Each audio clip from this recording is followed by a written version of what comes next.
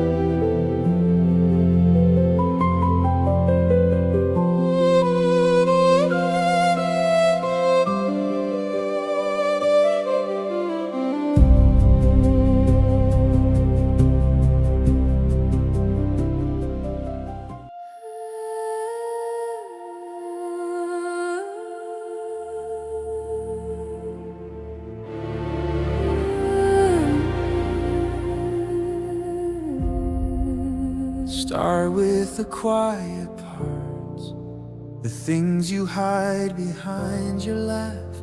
Sit with the ache a while. Let every question breathe and ask, who was I trying to be? Who am I when I just stay? Name every tender scar and let them have their say.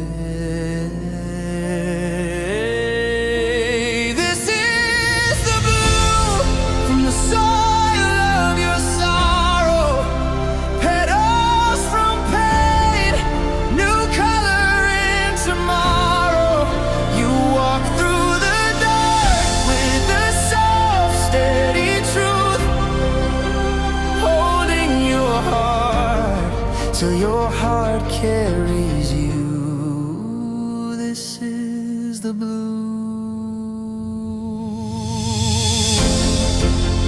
Pages of old beliefs, stories that kept you playing small. Lay them out on the floor, see which ones never fit at all. Offer your younger self a kindness you never.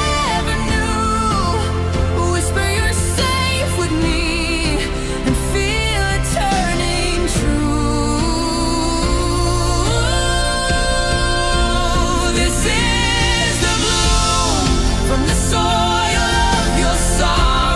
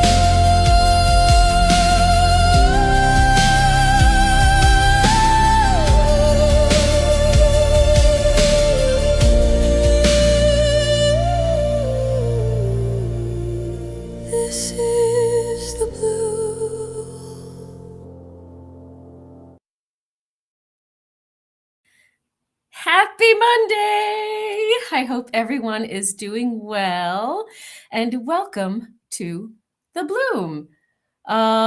Okay, so today, before we get into the talk, let me go through my usual disclaimer. The podcast is based on my own personal knowledge and experience in my own educational and healing journeys. I speak in the greatest degree of love as to the best of my ability in every present moment. So take what resonates, leave what doesn't, and we'll do the chat as quickly as possible. So as I am talking, I want you to start thinking of questions you want to ask or things you want to share. And thank you, Micah, for being this amazing man behind the curtain that makes all of the buttons and things happen the way they're supposed to happen. So welcome to this judgment-free space. And if you feel called to dive a little bit deeper with me personally, you can find me on healingrose.org or all of the socials. So now let us begin. Okay, I want to talk about something today that most of us are doing quietly, consistently, and sometimes without even knowing it. We talk about growth. We talk about healing. We talk about planting seeds, we tend to them, we wait. And then somewhere in the process, we reach down and we pull them up ourselves. Not because we want to fail, but because somewhere along the way, we learned that we weren't worth the bloom. Oof, let's talk about it. Self-sabotage. This is a great follow-up to the topics that have been naturally unfolding for us as a collective. So self-sabotage is not a character flaw. You hear me say that a lot because that's what we're taught. So I'm saying no to what we're taught. It's not proof that you're broken. None of that, okay? It's patterns. It's a pattern like any other. It has a beginning. It was taught. It's modeled. It's absorbed in spaces between what people said to you and what they did. And today I want us to walk through it together, not from a clinical distance, but up close, the way we do here. You know how we roll. Because if we're going to do the work, we have to be honest about all the ways that we are getting in our own way. And I'm going to do a shameless plug about Phoenix Talks right now because most of our, well, if not all of our episodes highlight very deeply and specifically the branches of the ways in which we sabotage ourselves. I'm going to give you more of a, hey, pay attention to these things talk today. So let's start with how we speak to ourselves. Ooh, who's guilty of saying mean things to themselves sometimes? So if someone followed you around all day and recorded every thought you had about yourself, every internal comment, every reaction to a mistake, every judgment you made in the mirror, would you be comfortable with what they played back? Most of us wouldn't. Most of us are running a narration in our heads that we would never tolerate in another person, right? Think about the last time you made a mistake at work or whatever, something small maybe. You sent the wrong file, you forgot a meeting, you said something in a conversation you immediately wished you could take back. What did you say to yourself in that moment? For a lot of people, it's something like, I'm so stupid. I always do this. Of course I messed up. That's so like me. Anything else? Who else has something else? But these are the ways that we talk about ourselves. This is normal speak that we've been programmed with and conditioned with. But now sit with that for a second. If your closest friend called you up after making the same mistake and said, I just forgot a meeting, you wouldn't say to them, yeah, you always do this, or you're so irresponsible. No, you wouldn't say that. You would say, oh, it happens. You're not perfect. Don't worry. Did you apologize? Okay, now move on. Like that's the kind of stuff that you would be saying, right? You would give them grace almost automatically and instinctively. But how are you towards yourself? It's like the courtroom opens up immediately and the verdict comes fast and the sentence is long and torturous. So to me, this is the first form of self-sabotage and one of the first things that I teach when I take on clients. And it takes depending on the person, a 2 to 3 week, sometimes 4 week process to get their new habits formed to stop speaking to themselves and catching themselves as they speak to themselves in that way. So this is one of the first forms of self-sabotage that I try to undo in folks. That inner voice that has been calibrated not toward truth, but toward punishment. And it matters because the voice becomes the blueprint, doesn't it? When you believe you are careless, you act carelessly, even if you don't mean to.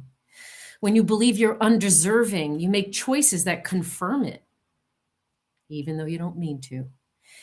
The internal narrative is not just commentary, it's instruction. That's why it's so important. You're always listening to yourself, even when you think you aren't paying attention. Inherited this voice, right? Grew up in homes where criticism was the primary love language. Frank, what the fuck? Another $1 for the station. Where people are corrected more than affirmed, right? Where achievement was expected and failure was amplified. Some of us had caregivers who never were satisfied, right? You can't make them happy no matter what you do. Some of us had people who projected their own shame onto us. And we internalized that critic and made it our own, didn't we? We became the person who does to ourselves what is once done to us. That's kind of the self-fulfilling prophecy of that inner voice that's not nice. And the insidious thing about this inner critic is that it disguises itself as motivation. Ooh, that's one for the neurospicy specifically. We tell ourselves we are being hard on ourselves because we have high standards. We say we're just being realistic. But there's a difference, a very real and very important difference between honest self-reflection and habitual self-attack. Honest reflection says, well, that didn't go well, and here's why, and here's what I'll do differently going forward.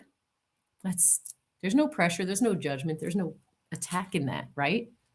But the habitual self-attack says, you're the problem. You always have been. One moves you forward, and the other just keeps you in that state of self-loathing and self-judgment. Big difference in the two. So notice your voice this week.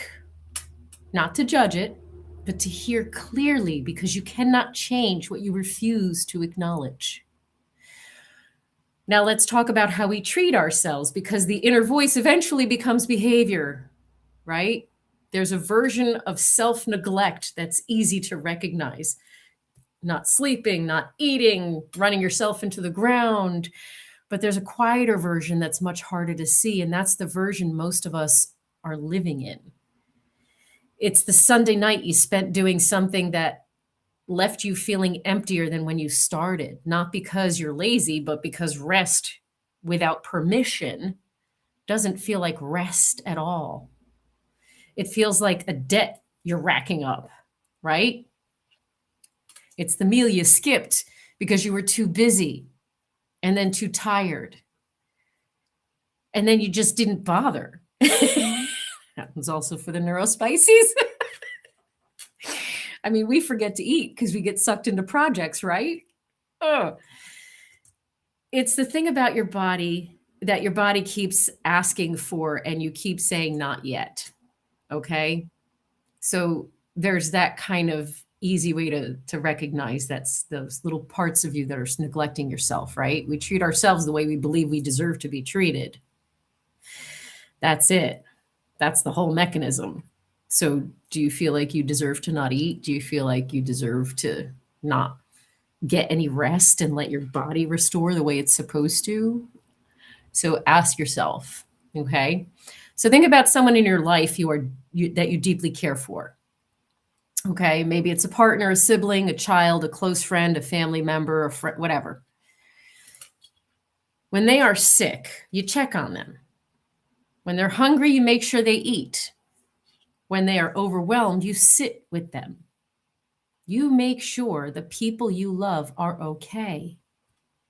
And then for yourself, you push through feeling sick, in pain, whatever.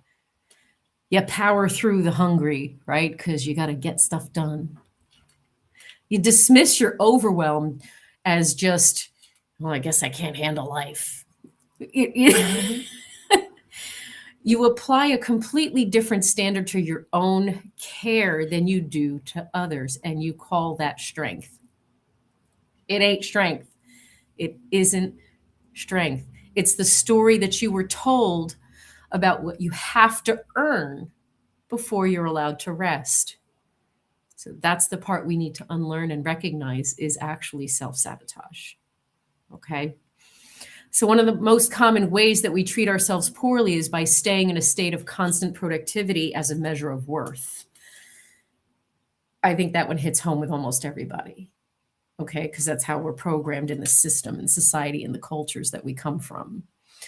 So if you're only comfortable when you are being useful, if the moment you slow down, anxiety rises and the voice says you should be doing something, then rest has become a threat. And a person who cannot rest is a person who is running. We have to ask from what? What are we running away from? Self-sabotage through self-neglect also looks like indulgence in the wrong things. Here's another form of self-sabotage, the numbing, right? The scrolling for 3 hours because it's enjoyable, because you get the dopamine hits, because it's avoiding. It's enjoyable because you don't want to feel what's underneath the stillness. So sometimes it looks like drinking more than you mean to, eating past the point of your comfort because you're hungry. It's like a way to make yourself feel safe, and a way to access yourself in the moment, like a dopamine hit, and a way to dissociate. So we sometimes sabotage ourselves not through deprivation, but through excess. So there's two sides to that. Through anything that keeps us from being present with ourselves long enough to hear what we actually need. So when you're neglecting yourself or accessing yourself, you're not actually listening to what you need. Okay? That's self-sabotage. Now I want to talk to you about how we allow others to treat us. Because this is where self-sabotage gets social. And social is where it gets complicated, doesn't it? At least for a lot of us, it does.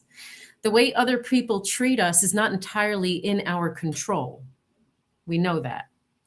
But the way we respond to it, what we accept, what we return to, what we excuse, what we explain away, that's all ours. Okay, and many of us have built a very high tolerance for being treated in ways that do not honor us at all. Okay, and we've told ourselves that tolerance is love, and it's not. That's all the conditioning that we need to unlearn. That's all self-sabotaging.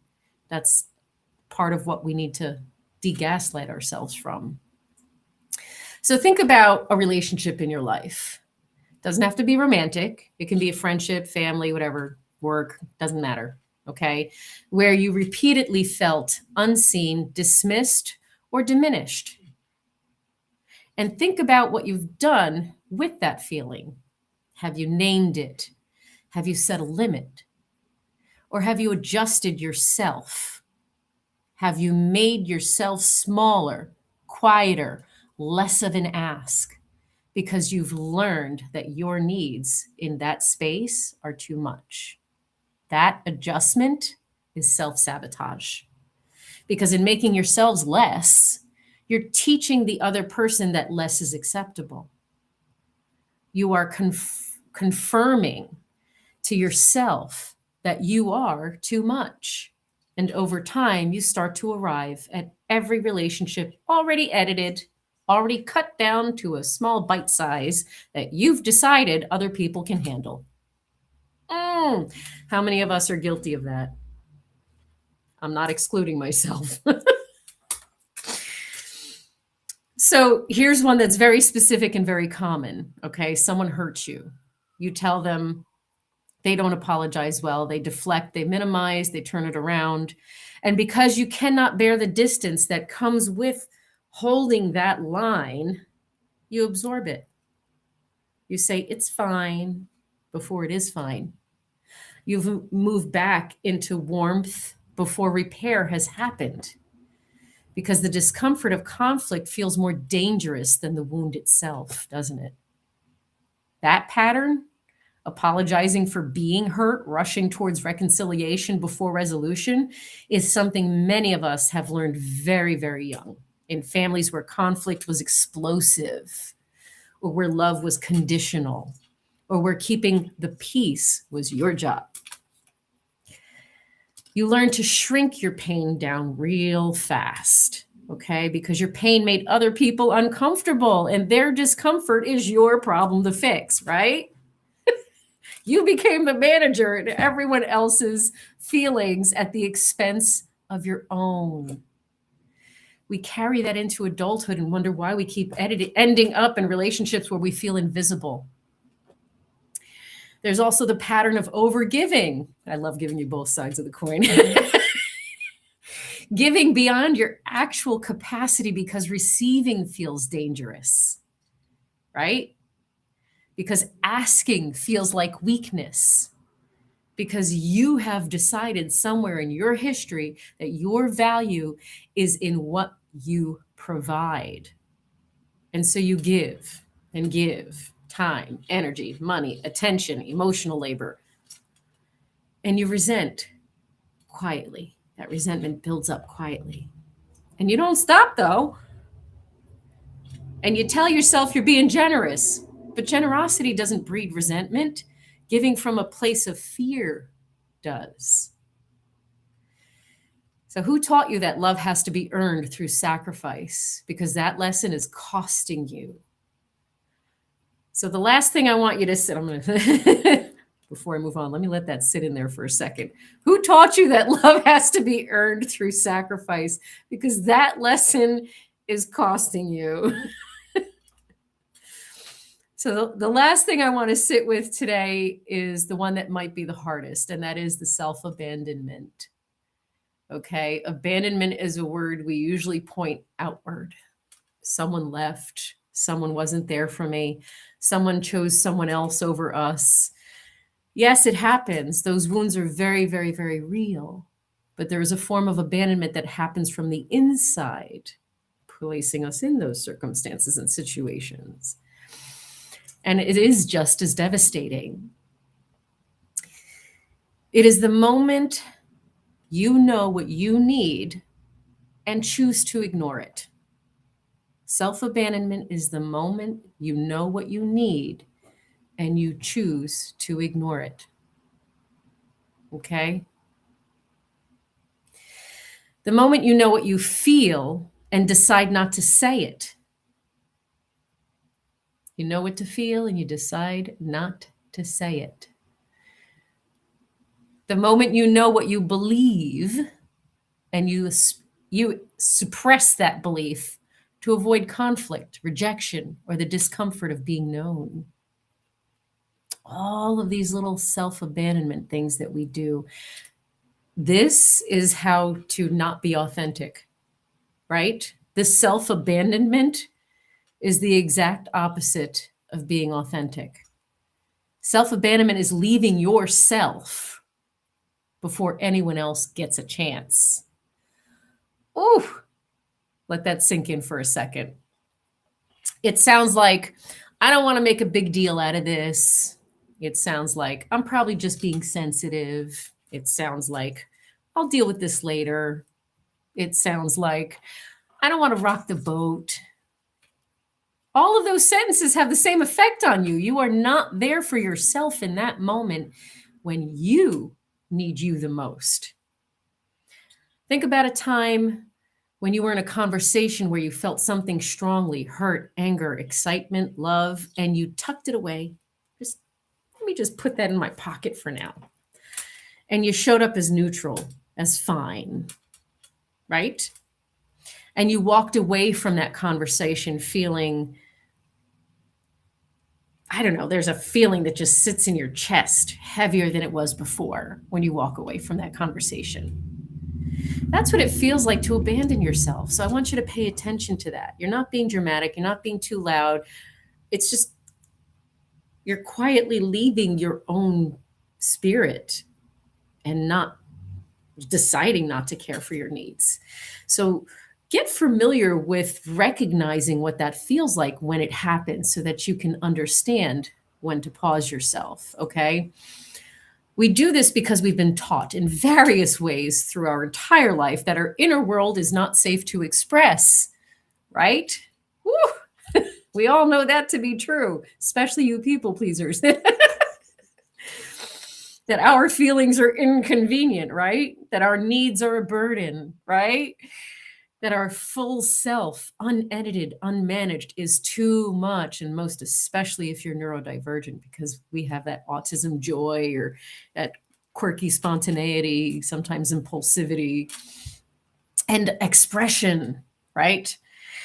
And so we become curators of our own experience. We decide what's appropriate to feel. We police our own emotions before anyone else gets a chance to keep ourselves safe. And then we wonder why we feel lonely, even when we're surrounded by people. Of course we do. No one is actually with us. We haven't let them in. They're not allowed. So self-abandonment also looks like not pursuing the thing you know you want, the path that lights your fire on the inside. You talk yourself out of it, don't you? Okay? You call it impractical, unrealistic, selfish. That's that inner voice, that inner critic. So you wait until you're more ready, more stable, more sure, but when the heck is that going to be? You put your own becoming on hold indefinitely and call it responsibility. But what are you doing? You're leaving yourself behind is what you're doing. You're deciding that that version of you who wants to be more than this is too risky to be. And you disappear. Quietly disappear. So the bloom at its core is about growing, right? Rise Radio, Rise Awakenings Radio is about growing and becoming. It's about moving forward to the fullest version of who you are. But you can't bloom while you're pulling yourself up at the root, okay? You can't grow in a soil you keep poisoning with the voice that says you don't deserve to. So today, okay, now, today, I want to invite you to practice one small act of not abandoning yourself. It can be tiny. It can be saying out loud what you are actually feeling to someone you trust.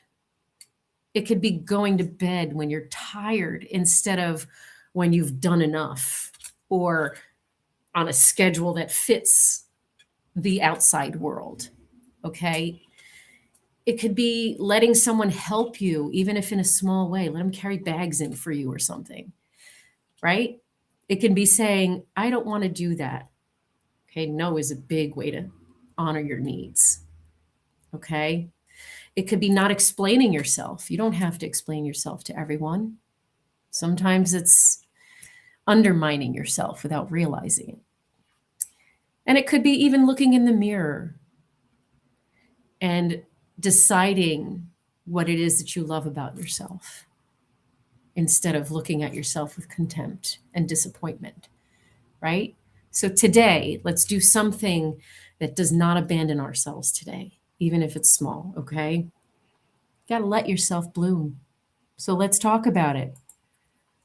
Whew.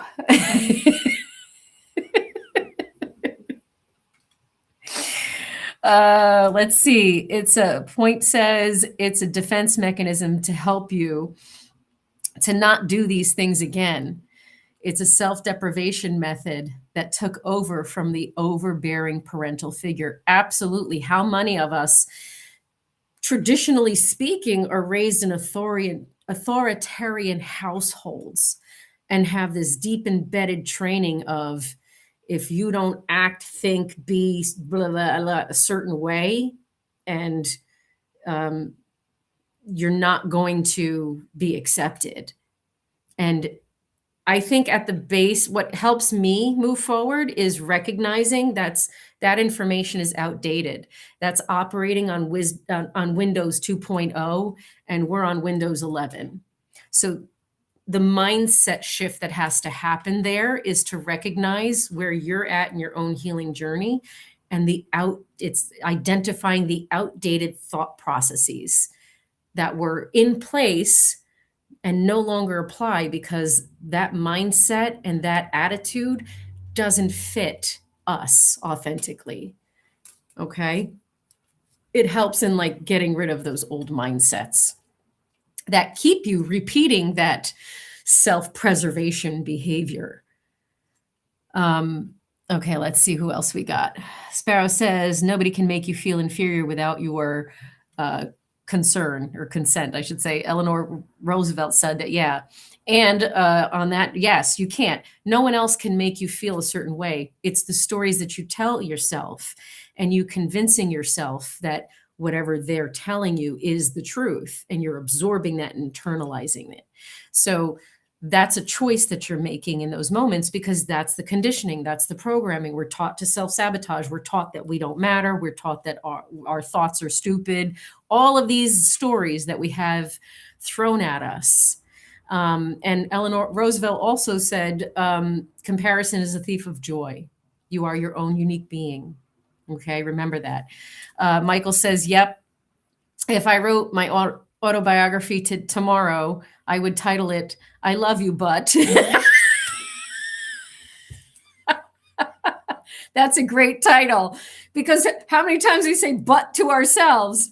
Yeah, that's fine. But forget the but. Get rid of the but out of your entire vocabulary when it comes to talking about yourself in a loving way. Okay?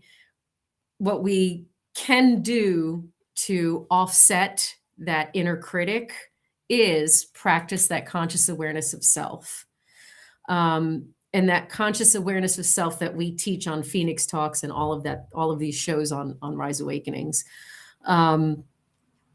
We give ourselves an opportunity to evaluate, first recognizing, is there a judgment here? Am I judging myself? Am I limiting myself in some way? In what way am I limiting myself and not extending compassion towards myself? Okay. In what ways can I learn how to be more compassionate towards myself in this moment? Cash Angel says, in walking away, catching ourselves shoulding, I should have said that or this, choose to be proud. At least I walked away and showed I'm not participating in that unmet conversation. I'm not sure. Unnamed. Anyway, not participating in that conversation. So, yes, absolutely. Catching ourselves in the moment when we're having those thoughts is the first step. And that's where that pause button, remember I say pause, you got to pause when you're paying attention to what you're thinking, paying attention to everything. Is it passing through those gates? Is it true, relevant, and kind? That absolutely starts with the voice that's talking to you in your head. Okay. Yeah, unwanted. Thank you. Unwanted conversation. You're right. Because we don't want unpleasantries. We don't want unpleasant conversations. But at the end of the day, they're going to be around us. So that's why it's important for us to put our needs at the top of our priority list. And I'm not talking about, oh, I need a $50,000 car. No, I'm talking about the needs of the heart and the mind, because we're making these two cohesive, remember? And then the body becomes cohesive with it, with the actions that we take. So we're working on making these two married together. That's the growth and the evolution that happens with that conscious awareness of self. Are we paying attention to the ways we speak to ourselves, to the ways we abandon ourselves, to the ways we neglect ourselves, to the stories that we absorb and internalize for ourselves? Are we sabotaging ourselves? That's the first gate that needs to be corrected for yourself. And I'm not saying correction as in like there's mistakes and it's something that needs to be fixed.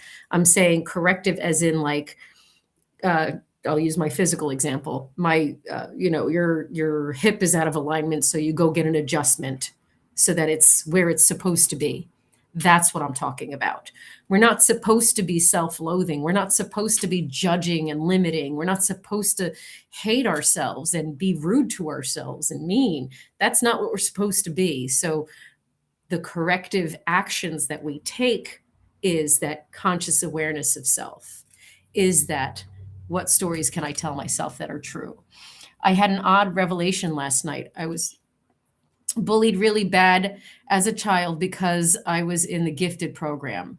I was the only one in my grade that was hated because I got to skip math and go have fun. I realized that was when I started intentionally failing. Oh, God, I think you and lots of other people feel that. Even if we weren't in the gifted program, how many times did we make ourselves small? I think this started my fear of success. I fail intentionally so I don't have to deal with the bullying. I'm going to add to that. How the bullying, let's talk about the bullying, because we get bullied within our own family units to start with, and then that bleeds outward. We start to shrink ourselves within our own family unit, whatever that looks like, or origin. Our first teachers are the people around us as a child, and that bleeds outward, right? We get made fun of for scoring the points in school, and so now we're just not going to score as many points. The mocking, the shaming, the ridiculing, the cruelty that happens in those minimizing moments, in those invalidating and dismissive moments. Okay, because bullying is basically invalidation, dismissiveness, and all that other stuff to make us feel small, to make us feel less than, as if our egos are too big just because we naturally were able to succeed and do something easily for us. So instead of being getting the accolades and the acknowledgement for, hey, that's great, you can do that, it's, well, let's attack that because we can't. That's how society, that's the society that we grew up in and that we live in. So in order for us to change that, we have to fully accept and hold space for ourselves without self-sabotage, in a beautifully loving way, and allow ourselves to just be our fullest expression, even if we're afraid to be.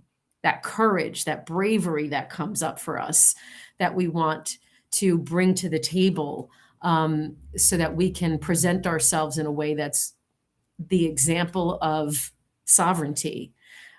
Removing self-sabotage is an integral part and piece of the initiation of your healing journey and the next level. That next level is going to include new layers of unlearning self-sabotage because it's deep. Okay, like Donkey says in Shrek, it's an onion, like layers. Michael says, yep, was just in a band, my dream. And one of the last things I said to him, I love music too much to let you make me hate it. Woo, yes. And we had one last show, and I haven't spoken to him since. I was proud of myself for that, instead of just saying, I gotta just go, or whatever you said after that. I don't know where that comment is. But yes, fantastic, right? And that's the thing. We have to set boundaries with others who are not capable of being on this path of growth, or at least not at the same stage in their own growth and evolution. Understand that too. Everyone's on their own journey. Remember that. So if that's the case and everyone's on their own journey, how are you letting them be absorbed in you? Just got to deal with that, because at least it's something. Yeah. Okay. Yep. I see and the understanding that we have of ourselves is what we need to stand firm in. Nobody can tell you who you are. nobody can tell you what you should and shouldn't be doing. I mean, let's not get ridiculous here. Of course, you can't, cross a red light and murder somebody. You get my gist here with the obvious. We're not talking about the extreme stuff. We're talking about the emotional growth here. So we're keeping that mindset here. But no one can tell you what to do with yourself. You get to decide who you are, how you operate, what your needs are. Your needs are going to be different than my needs. Okay. And it's also true that everybody doesn't have to be the villain in order for you not to be aligned. We've talked about that too in previous episodes. So, and Michael says, yep, it took me 36 years. I could do so many things. I had always been told I couldn't, but I realized it was done so they could keep control of me, because self-confidence makes for a child who's seen and not heard. Yes. Right. And that's the whole thing, isn't it? We lose an opportunity to develop our individual selves. There's a sense of self that's missing when our main language was self-sabotage. Okay. So it's hard to develop ourself if we are sabotaging ourselves and limiting ourselves with everything and the expectations around us and the stories that we tell. Okay, so your thoughts matter. Catch them when they're happening and decide in that moment, do I really feel that way? Does that really sound right? Is that really what I think of myself? Can I really not do that? Or is that a story that I was told? Or was I told no? How many of us were told you suck at everything, but then simultaneously all the responsibility of all of these important things was shoved on us, and we had to do it right out the gate, sink or swim. How many of us have dealt with that in our experiences? Simultaneously being told we're stupid, we're not capable of anything, we keep making mistakes and all that stuff, whilst simultaneously being expected to do all the mental labor, emotional labor, physical labor, all that stuff. Self-neglect. Yep. Especially when we are tired, it's easier to neglect our own needs, but that's when we need it the most. Absolutely. So in those moments for myself, especially because there's physical issues and the exhaustion takes over, I remind myself, your job right now is to give yourself rest and focus on the breathing love into the spaces that are bothering you. Just giving myself, like, I make the requirement for myself, the productivity for myself, self-care. That's what I require from myself. You should stop calling out your producer. But listen, I'm calling myself out right there with you, producer. We need to incorporate our self-care as part of what is on our priority list. That has to be a must-have, and that's a complete mindset shift that completely destroys and obliterates everything we were taught. So that's what you've heard me say this before, but when I start working with new clients and they're on their healing journey, the first thing I tell them to do, take everything you've ever learned and throw it in the dumpster. If there's something that made you feel safe and right, just pluck that out and put it to the side, because we're going to evaluate it. Everything else that made you feel like crap, get the flamethrower out and set that shit on fire, because it's worthless. And give yourself a clean slate.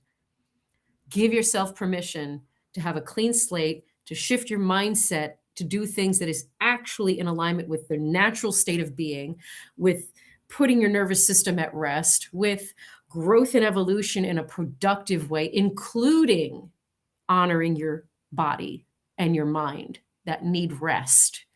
Okay. So your homework is more self-awareness, conscious awareness of self. Your homework is catching yourself, not in judgment or shaming or any of that spiraling downwards, that not maintaining the same bullying. You're stopping yourself and you're asking yourself those, is it true? Is it relevant? Is it kind? Is it respectful towards myself? And you're allowing yourself to implement new thought patterns about yourself. Okay. If you don't believe affirmations, because if you struggle with doing them, I teach them all the time. And I teach, well, you have to prove it to yourself, because affirmations, in replacing the negative thought pattern, but then not believing that affirmation, is not really helping you. It's the integration and implementation part that is the part that helps you rewire, which is why it's a process and a practice that has to be consistent over an extended period of time. It takes a while to run the new software, to recognize the new software that you're putting in. And you keep learning new ways that you're sabotaging yourself, because you're becoming self-aware of the ways you're sabotaging yourself, not because you failed or you missed something or something ain't right or you're not doing it right. All that is self-sabotage. What isn't self-sabotage, what is helping you with your growth and evolution, is allowing yourself to have this evolutionary path. All this awareness. And you want us to sleep? Rev, you know there's only 24 hours in a day, right? When am I have time for this? I'll tell you when you have time for this. Every time you have a thought, because your brain doesn't stop and your brain doesn't sleep. Your brain keeps going. It's our conscious awareness that needs to marry and match what our thought patterns are, so that we can marry these two, how we truly, genuinely, authentically feel with the programming. We, in our hearts, get to program the mind. And for individuals who, thank you for bringing that up, Michael, although it's really funny. It's so when I have new clients and they're like, well, I don't have time to focus on myself. Are you sitting on the toilet in the morning? Do you take a shower? Do you brush your teeth? That doesn't require you to think of those things. They just happen. So you can just, Now, yes, when you're neurospicy, we do have to think, but we can allow our monkey brain to take over, so that we're not using our executive function on knowing how to do something that our monkey body can take over on with no problem. So that's also a rewiring for our neurospicy brains. Doing the conscious awareness of self and doing the implementation of new thought patterns and behaviors is what helps maintain regulation for the neurospicy, and is most effective in the growth and evolution of a neurotypical. So it works for everyone across the board. It is a process, though. You have to allow yourself permission to have this journey just be what it is. It's not going to be pretty. It's not perfect. Yes, let your shoulds fall on the toilet. Don't shit on yourself. Shit them in the toilet.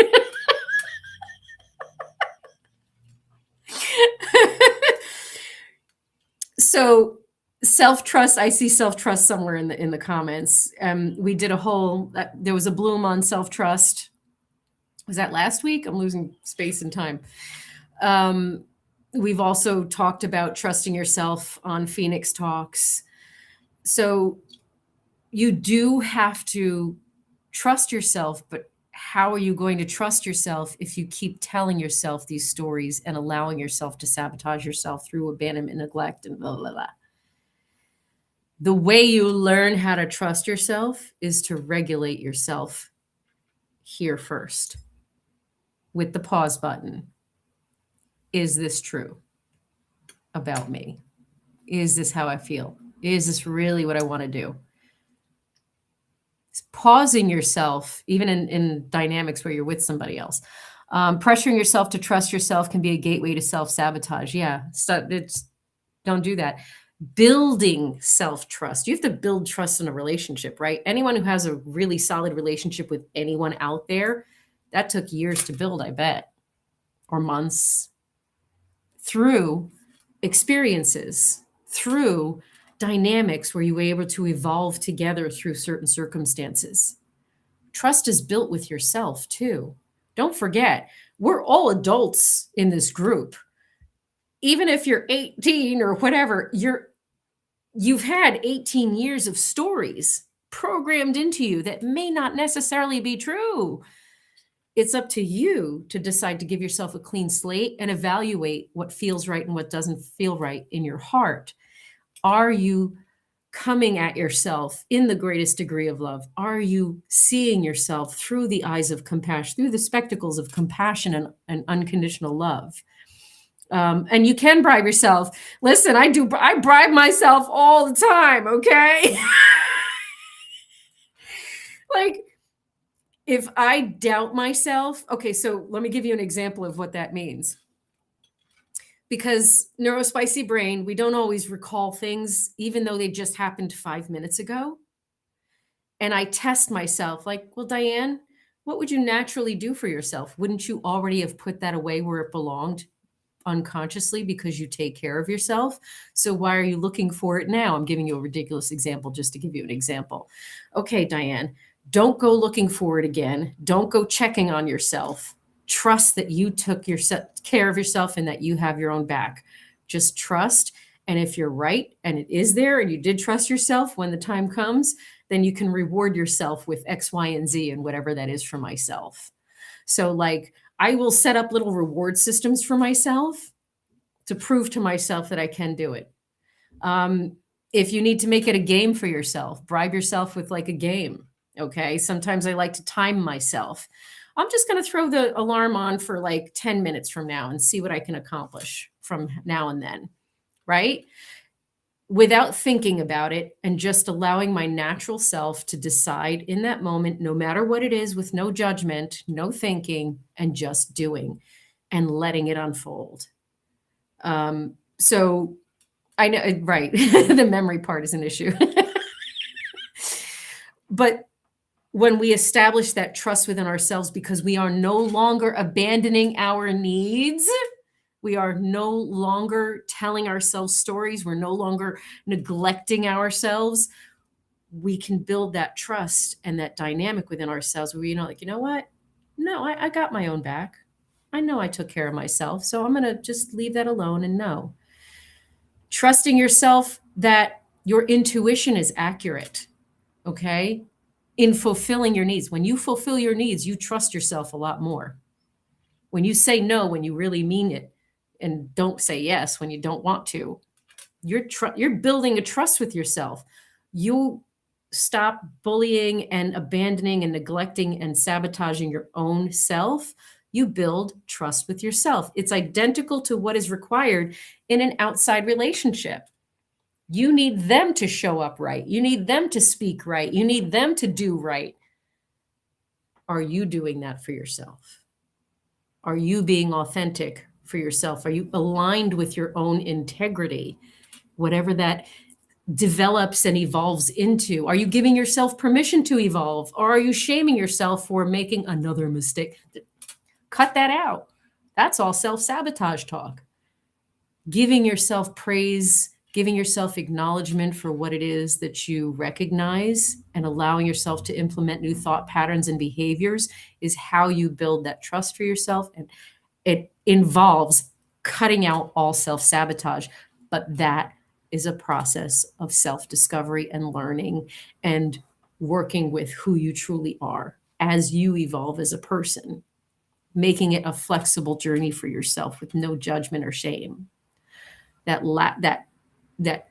getting rid of the self-sabotage is what solidifies you, what helps you become sovereign and unfuckwithable, what helps you so solidly trust yourself, right? So we can go down rabbit holes, but those rabbit holes are already spoken of on Phoenix Talks. And as you're going through Phoenix Talks and seeing, I want you to remember that we are now almost at 100 episodes. And I think our 100th episodes is this week now. Yes, look at this. Thank you, man behind the curtain. Oh, look at all of those topics that we've covered. That's all the topics that we've covered. Look at it. That's all the details on how to stop sabotaging yourself. Oh, that's so perfect. I cannot wait for that song because, of course, Micah does his magic with the music and created another amazing song that somehow you'll see. Ha! So I leave you with the homework of practicing conscious awareness of self without shame, okay? And without judgment.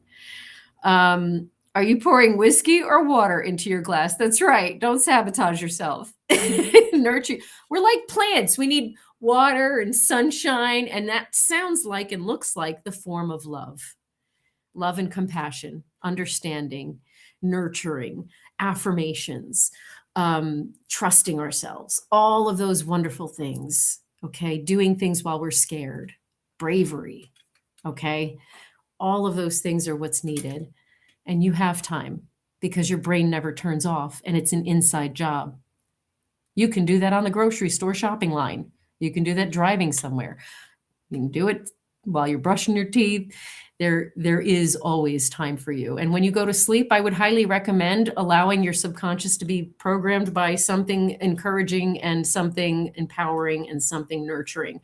So, I have my own personal preferences. Sometimes it's nature. Sometimes it's Louise Hay and affirmations. Sometimes it's some Australian guided meditation guy, whatever. Just when you nourish your brain at night, go in with the intention of, I allow myself to feel fully rested and restored and receive love as I'm sleeping. Okay. And do whatever intentions you want to do, but you can help yourself in so many different ways. I want you to start today in doing so. Okay. I love y'all.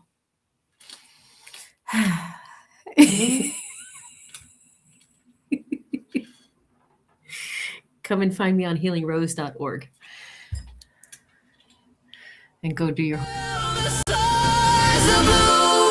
from the soil of your sorrow, petals from pain, new color in tomorrow. You walk through the dark with a soft, steady truth, holding your heart till your heart carries you. This is the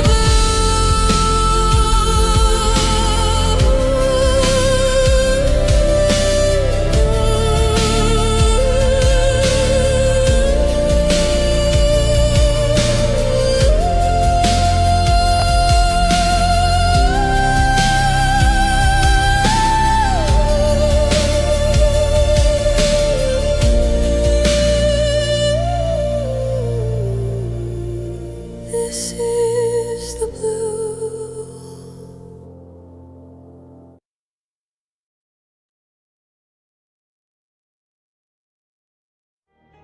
Hey, this is Brindle Wolf. And I'm Lunaria. You're listening to Rise Awakenings, part of the Rise Radio Network where advice meets action.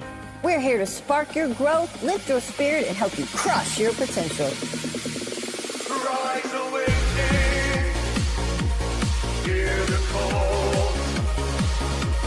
Through the shining, we break the wall. Your nation, your voice, where dreams awaken.